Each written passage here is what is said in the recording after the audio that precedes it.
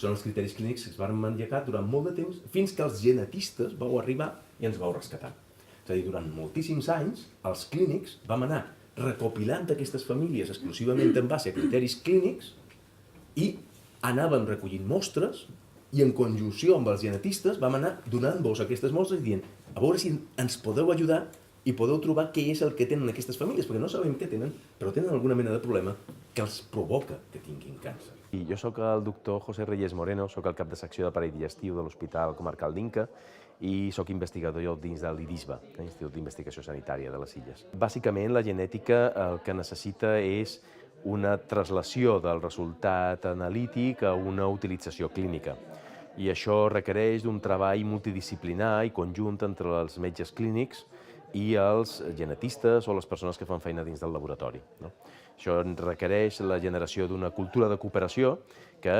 és indispensable per poder-li treure tot el profit que du darrere. Es necessita un temps de transmetre la informació i de transmetre el fet que no sempre els resultats són 100% fiables o no són sempre 100% transmissibles a una utilitat clínica. I això requereix un temps de formació i de transmissió de la informació, de generar cultura genètica dins de la població, que això requereix una mica de temps i un esforç, no enorme ni infinit, però una miqueta d'esforç en aquest sentit. Accions de divulgació que permetin transmetre exactament a la població general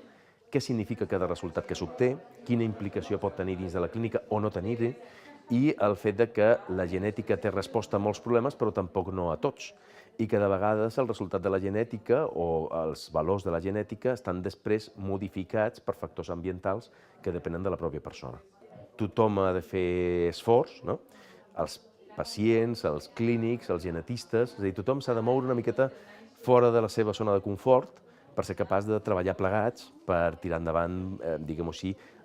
la valoració del resultat i l'implementació d'aquest resultat de cara al pacient. És a dir, tota la informació relativa a estudis genètics dels pacients té una protecció legal molt important. És informació absolutament confidencial, que el resultat final només està disponible pel propi pacient i pel metge que ha demanat l'estudi, i no es pot fer cap mena de difusió fora d'aquest àmbit, és a dir, sense el permís exprés del pacient, i si es fa, en qualsevol cas, sempre custodiant de manera absoluta la identitat del pacient per evitar qualsevol mena de mal ús d'aquest resultat. Aquesta llei és bàsica dins de la genètica.